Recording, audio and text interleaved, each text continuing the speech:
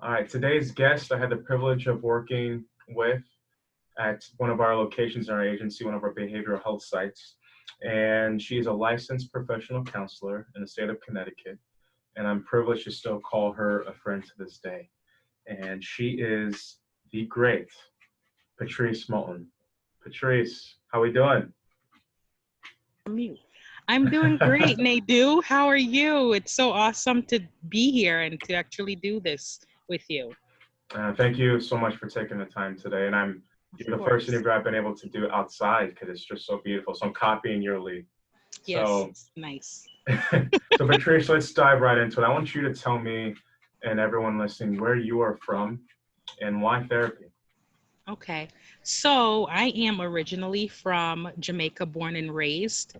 I came to the United States, Connecticut, Hartford, when I was 9 years old. So I actually went through the elementary school, junior high, and high school. So my entire educational path has been here, mostly in the United States. I've resided in my mom and my mom is still in Hartford. So I've been here. Um, and yeah, I've been here for over 20 something years. So it's it's been just an adventure. That's all I know. I'm sorry, I'm a little nervous. No, Patrice, you're fine. I'd like to learn where did therapy come from then? Where did the idea of being So a therapist come from? so oh my gosh. So that is a very interesting story. So of course, I've always been kind of uh, I would say a high achiever.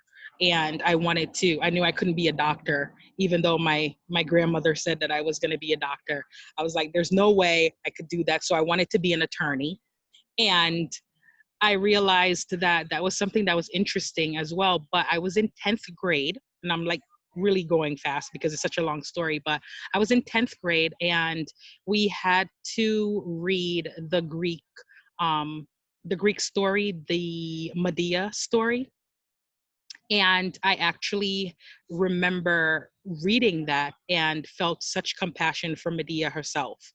And so I had to give a speech about why I agreed or why I felt that the way that she actually behaved in the novel, being heartbroken, ended up really taking the life of her kids. I'm not sure if you're familiar with it, but I spoke on her behalf, and where everybody else in the classroom was basically like she was crazy, for lack of a better word, she shouldn't have done what she did. I really took a different approach to why I felt a sense of empathy, and I'm very apathetic as well. So I understood, I guess, why she resulted in really murdering her children. um and my English professor at the time, or teacher at the time, I didn't know that she was a psychologist. So after I finished the kind of advocating for why Medea actually did what she did, um she pulled me aside and she said, you had such a different perspective on her. That's the first time I've ever heard anyone speak about her in that manner. After all my years of teaching, she said, have you ever considered being a psychologist or a therapist? And I said, huh, what's that? Because my mind was all set on being an attorney. And so I started researching and I said, this is pretty interesting. I feel like people have always been able to speak to me. I've always kept things in confidence. Um, and not so much giving advice, but people were always able, all my friends, they would always come to me and talk to me. And so I kind of, again, started taking classes, my psychology classes, and I became more interested in the theories, in Freud, who is my favorite. Like I'm just a Freudian anyways. So after getting involved in that and studying more and becoming more familiar, I said, this is the path I wanted to go in. The more I knew about it, the more I studied, the more I loved it. Then that led up to, of course, going to college. And undergrad, I focused on general psychology, and I started experiencing um, my own, I guess, mental health dilemmas. Uh, I started feeling differently, and I didn't know what was going on with me. And I my professor, I'm sorry, I'm just remembering, because it's really an emotional thing for me to talk about. It's so personal, and I really don't talk about it much, but I'm glad to have this platform to be able to talk about that, because that's what led me to actually becoming a therapist, because I started experiencing um insomnia, lack of concentration. I started having some suicidal ideations, and I needed to talk to someone. And at the time, I had a friend. We had a school counselor. I went to a school that it was an international school, but the majority of the students were Caucasian, and of course, and all the faculty were Caucasian, including the school counselor. And so I had a friend who was seeing the counselor herself, and she recommended that I go and see her. I went to see her, and it was not the experience that I thought it would be. I felt like she did not understand me. I wasn't getting anything from it, and I I wanted more. Like, I wanted somebody to be able to listen to me, to kind of guide me, um, to understand where I was coming from based on my culture, and the belief or the lack of belief or support in mental health. That there are mental health illnesses, that it is a real thing, but there's still to get past that stigma. And it was really scary for me as a Jamaican Black person to actually admit that this was going on for me. And but I wasn't satisfied with what I was getting. I felt like I needed somebody who was like me to understand me. Um, it led to me not getting the help, so I stopped going to counseling, and my symptoms actually became worse. And I ended up having this severe panic attack, because, like I said in the beginning, I was always an overachiever. I did everything in college. I always stayed busy, no time to really focus on anything else, because education has always been the driving force in my family. And so, and I still have that belief, and that's my belief system. So um I had a severe panic attack, the first time I've ever experienced anything like that, and I had to leave school. Again, still not getting counseling, not understanding mental health, because I'm studying it, but not understanding why this is happening to me. Like, how is this happening to me? And all my mom had to find me a therapist and a psychiatrist in order for me to get back to school. And there were no psychiatrists or therapists like that looked like me. And so we didn't feel a connection. I felt like there was something missing. I really didn't feel a connection at all.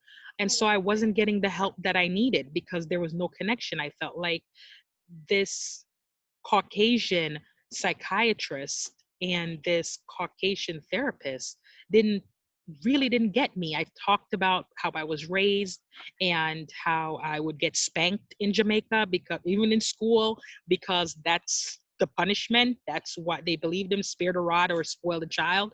And when I talked about that to my therapist at the time, she said, "Did you know that you were abused?" And when she said that, I was so offended that I didn't go back, because, and this is what I told my mother. I said, she doesn't understand. She's telling me that I was abused. She doesn't understand the culture. And I said, you know what? I'm in the position to do something about this. And I started, like, psychology started becoming more and more significant for me. It was me not having the help that I needed at the time, and I felt like I was getting worse, I started again just focusing more on the theories and getting more involved in clubs that had to do with psychology, and going online at the time where there wasn't a lot of information, but I still tried to do my best because now I had a focus. I was more focused on being a person, a therapist that other individuals that look like me can go to and feel like they, like somebody understands where they're coming from. And again, I cannot speak for all African cultures or Black culture or whatever ethnic culture, but I can understand most of it. And I also started just focusing more on different cultures and understanding them. So that I can actually be a voice and also be an advocate and a support for, again, people who look like me, because I didn't have that and I suffered because I didn't have that. So it just became my ultimate goal. Was the most important thing was that I wanted to do this because I didn't want anybody to suffer like I did. And really that was my driving force. Was like I would always tell people, I said, I really want to be a therapist because I want to help individuals that struggle with mental illness, that of course still in our Black culture is still has stigma and is not accepted. And I want to show that it is real, and that there's somebody, again, who understands. And I want to be at least one of the people that's out there that can help those who look like me. Um, and I did it.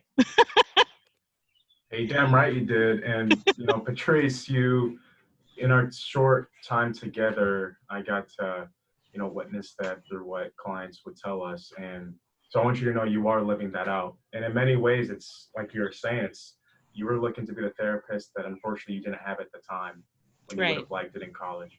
And that's the right, beauty of therapy too, that I don't think many people realize. You don't have to stick with just that therapist you meet first. You can wait and you can try out therapists until you connect with one. And absolutely. I really appreciate you sharing so much of the personal, things that you were going through at the time, suicidal ideation, insomnia, all those things that happened to you in college. And it's interesting how it all started with the undercover psychologist English professor Right. and the empathy, the empathy that you showed, and just your awareness and desire to keep growing with that. Right, There's so right. many avenues I want to take with what you just shared, but I'm going to try and stick to what I was thinking before. Now that you are a therapist, I'd like to learn, in what ways have you adjusted during this time of this pandemic? Huh. Wow. How have you coped during it, and how have you adjusted your own work with your clients? I'm very transparent. Um, and you find that out as our friendship grows, of course, and we speak more. But I do believe in being authentic. That's what I bring to being a therapist, is that I am transparent as well. I am not, I do believe that of course, therapy is not cookie cutter, and I do fashion every single one of my sessions to the needs of my clients. um, I love what I do. I love it. It's not work. It's my passion. It's what I was created to do. And I'm really grateful that my teacher, Mrs. Russell, was actually able to see that in me and actually, plant that seed for me to actually be where I am right now. And as I went on that little tangent, I'm sorry. um, this has not been very easy. um, for me. My private practice just started, as you know. I just went full force again, part-time really, with my private practice this year, a goal that I've always wanted, so I'm happy to have achieved that. And um, and I find myself needing to see a therapist, um, because I didn't realize how this was affecting me, how the change in our climate has. Of course, I'm Black. I've experienced, not personally but vicariously, um, the racial injustice.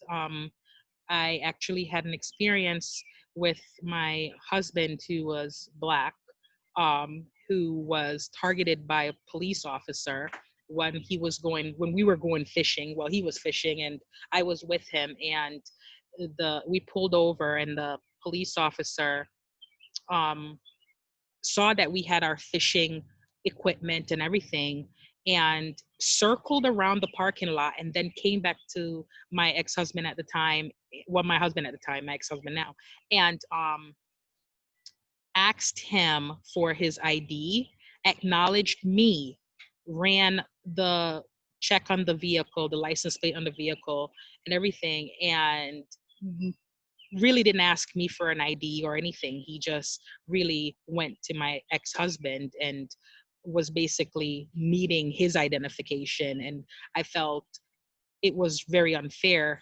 His excuse was that in the area that we were at, there's a lot of drug activity in that area. And when I did call the sergeant, because I was so offended, this was actually in Waterford, Connecticut. Uh, I called the sergeant, and his excuse was the same thing. He says that it was because there's a lot of drug activity. And I said to him, how could you? He acknowledged me. He asked my husband for his license, his ID, and everything, and he didn't ask me for that. What if I was the person? Who's to say that I wasn't a person that was dealing drugs or involved in that activity? Why wasn't I asked? Why wasn't I treated? Why wasn't it equal? And I actually cried because I'd never experienced anything like that. I was very offended. And it's one thing to experience that or see that on television, but to experience it um, personally, it's just something really different. um Again, I haven't personally had, I've had comments being made. I tend to have a thick skin when it comes to certain things, and I equate it to ignorance. And so I kind of just let it go, um for the most part. But when this pandemic happened, and it was an adjustment, and a lot of my clients were trying to adjust, they were experiencing a lot of anxiety, uncertainty of what's going to happen, of course, and sadness and just hopelessness. At first I'm like, I'm comfortable with this. I'm comfortable with treating and working with individuals to establish coping mechanisms, and and to really deal with this pandemic that was going on, that's still going on. But then when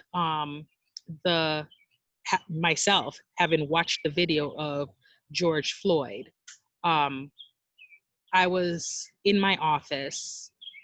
I watched it on my phone, and I became very emotional. And I remember saying to myself, I have African, Black, whatever you want to call us, not the N word, but really, I have Black clients that seeks me out. That's one of their main purpose, is that they wanted to see a Black therapist. I said to myself, how am I going to, what am I going to do? How am I going to be there for them? Um, and who's going to be there for me? And I have friends. I do have a friend that is Black, and she has a license. She's a licensed professional counselor as well.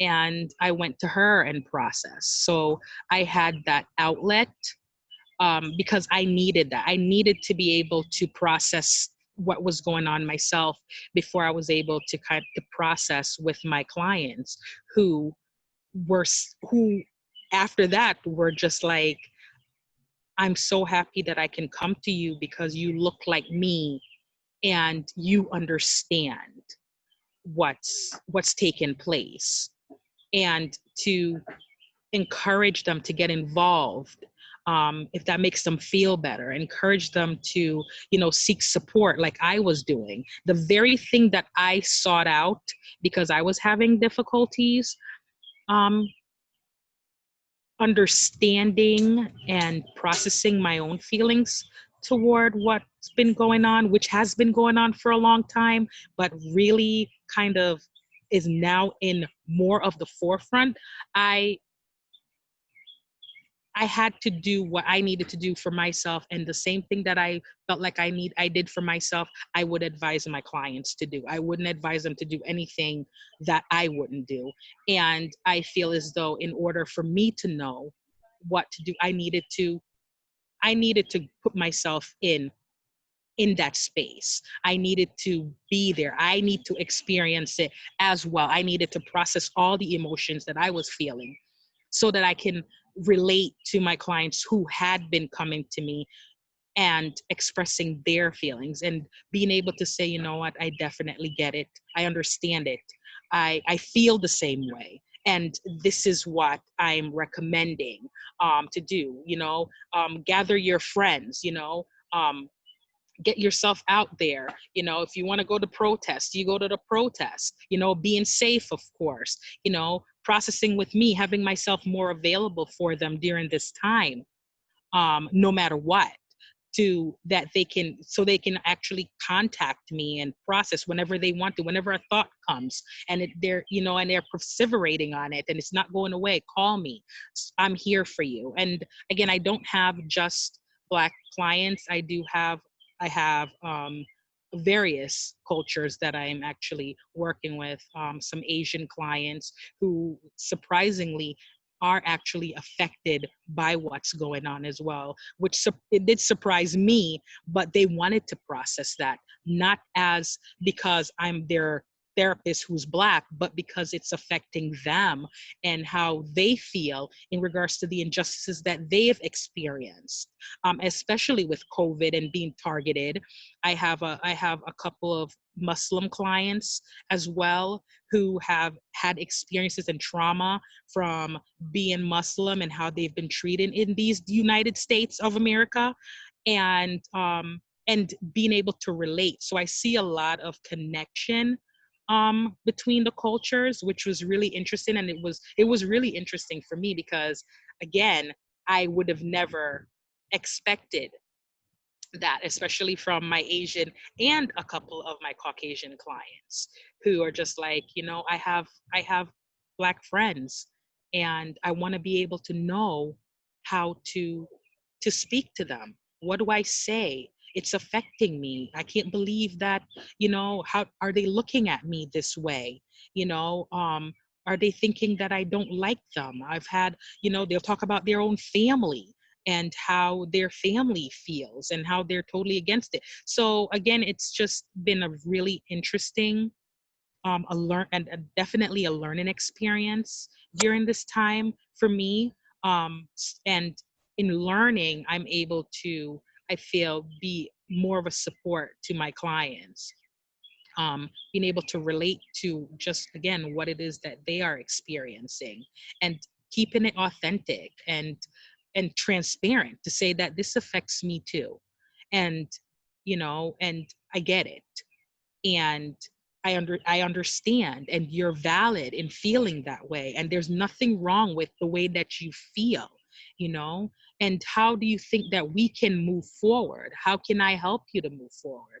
What other supports do you require of me? Again, putting myself out there for them to be able to have, to be able to voice, because sometimes they're not able to do that even in their own family.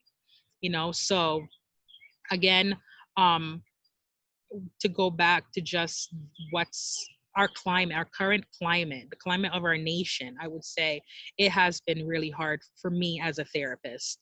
I'm not gonna lie, uh, because I'm accustomed to dealing with, the the mental health, the depression, anxiety, the mood disorders and some personality disorders.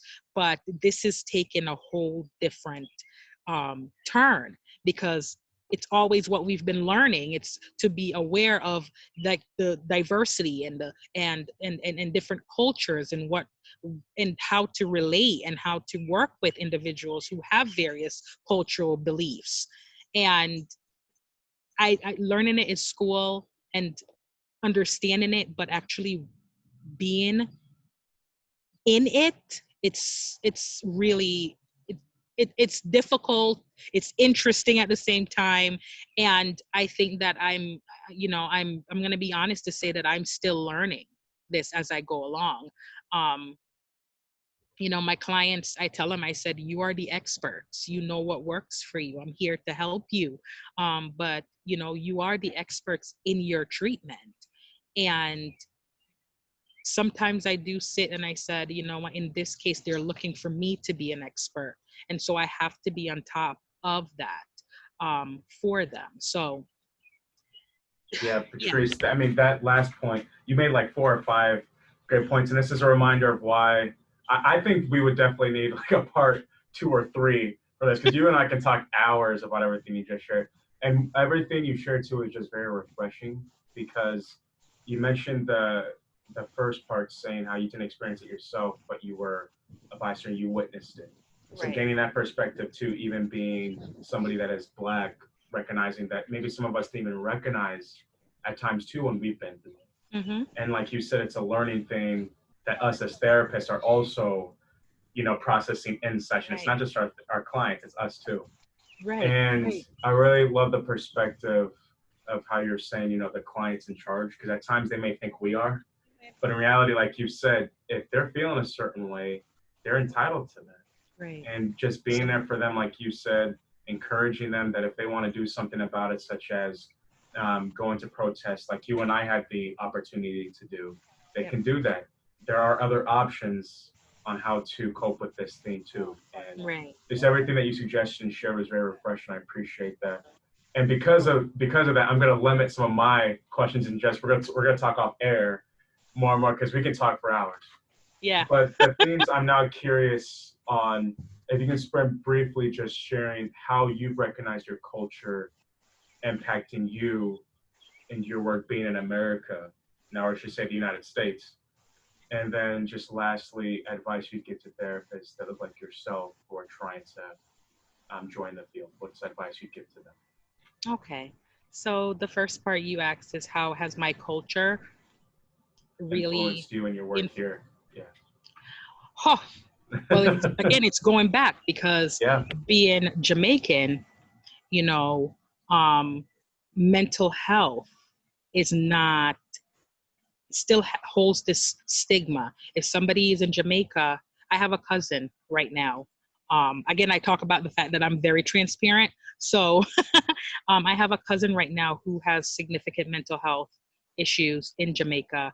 I don't know too much about what his symptoms are, but from what I've gathered, it seemed to be um, in the schizophrenia kind of spectrum.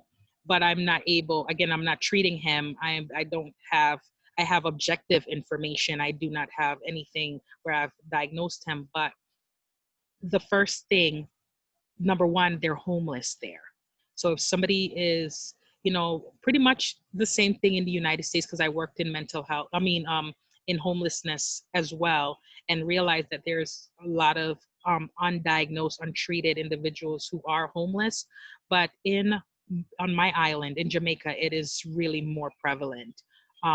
They're treated badly. Sometimes they're abused, and we know that individuals, especially who are diagnosed with schizophrenia, they may appear to be dangerous, and they're not. They're the ones that actually are more abused when they're out there, because they have no treatment, and people perceive them as a threat when they're not. They have the delusions and all the symptoms, but they're not violent. They may get aggressive, but they're really not violent. And so, again, going back to Jamaica, my and thinking about my cousin, and actually thinking about when I went and seeing individuals who have been, talking to themselves. Obviously, there's some mental health going on there, but there is no, it's not a it's not a significant focus. It's just that they are written off as, you're mad, let them be, and that's it. It's a madman and or a madwoman, and that's that. There's no, you know advocacy or any groups, trying to go out there and get them into treatment. So there's still that stigma and the denial that this is really a thing.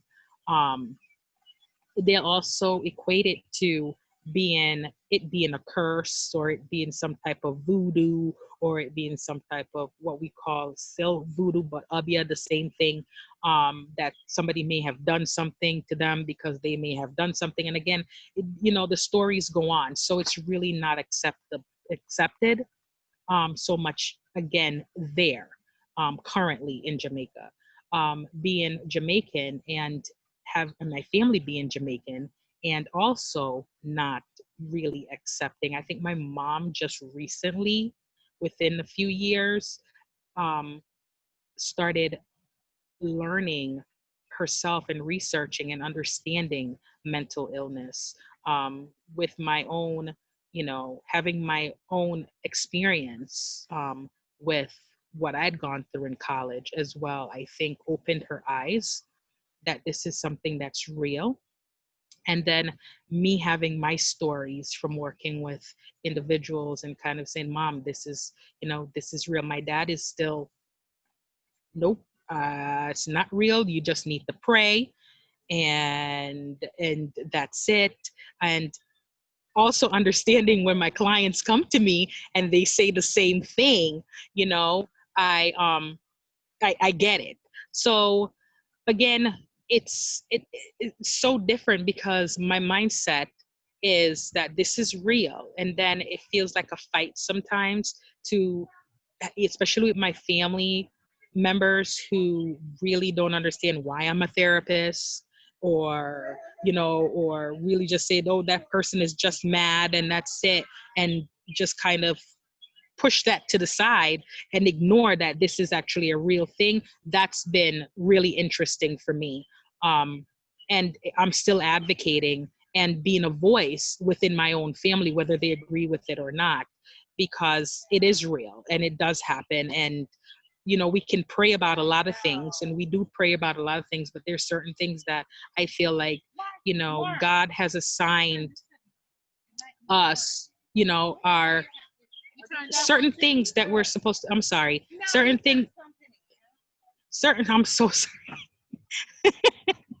Certain things, no, God has assigned us. And again, I'm sorry I got distracted, but we have a purpose, and he has given us, I guess, our assignment.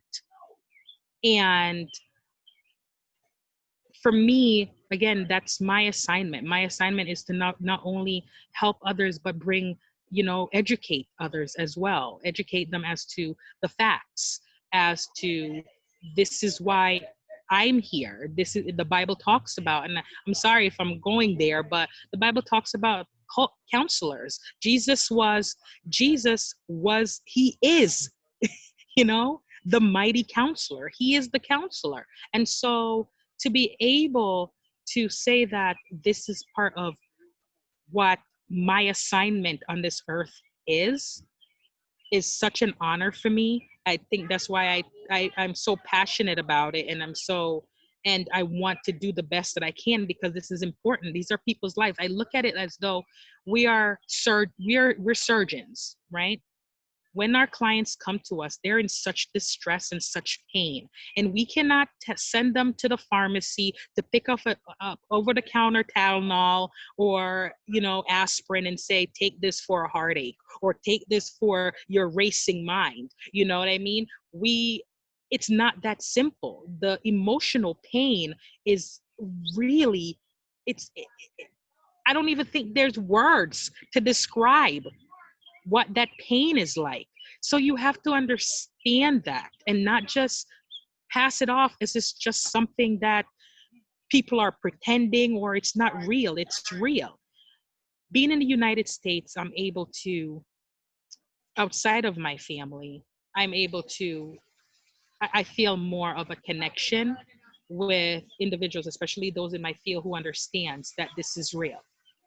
Um, and so I have more of a comfort in that way versus my culture, who is just not at all accepting of mental illness as a real illness, and it's something that is serious and we really need to work toward, you know, again, being a support and advocating and really treating people who have mental illness effectively. um, Giving them effective, having them have effective treatment is so important, not just putting them in a hospital and just leaving them there, or just not seeing them for an hour or 60 minutes or 50 minutes or whatever and then just leave it. It's more important than that. You, people's lives are in your hand because they're coming to you and they're in a very desperate place. And again, I don't think that I would be able to work or do this work by myself in Jamaica. I'm happy that I have the opportunity to be able to do that work here. And my college would always say, changing the world one person at a time. And I'd like to say that this is kind of my way of kind of changing the world and changing, people's perspective. And my clients who are coming in who have family who really are not supportive of them seeing a therapist, they're able to kind of go back and say, this is working for me. And family members who are seeing improvements based on the work that the clients are doing in therapy, you know, that's that's a reward in itself. But again, me being able to, in the work that I do, to be able to have people see this differently, than they have been seeing mental health, is really, really important. And it's really gratifying, again, because, again, one by one, or me, little old me, is able to kind of help to shape a different perspective on mental health. People have been, our culture, and I think you would agree, Nadu, that our culture does, associate mental illness with shame and and denial, not accepting that this is happening. But we're human, and we have innate coping mechanisms, and we learn maladaptive coping mechanisms, um, as we go along. Some of them are unhealthy. We deal with individuals who uses substances to self-medicate, because of what they're dealing with, because, again, being afraid to seek help because of how it's perceived. We still have a long way to go. But again, going back to your question, it is more, I feel like I do have two roles here, being Jamaican and being able to talk to my family who talks to other people and being able to educate them, and that being such more of a struggle within that culture versus the American culture, which over time has really become a little bit more open and understanding and accepting that mental illness is real. It's a real thing, and people are struggling. So I hope I answered that. I know I went off, but Well, I think the theme I'm getting from our interview really today, Patrice, is just like connectedness. So you started advocating when you were in that classroom, basically, for the project you talked about, Medea. And Mhm. you're a professor who was an undercover psychologist, recognized the empathy that you show. And then your next way of connecting was through being a client yourself and really targeting things that you were dealing with growing up. And then now another way of connecting is being a therapist for other people.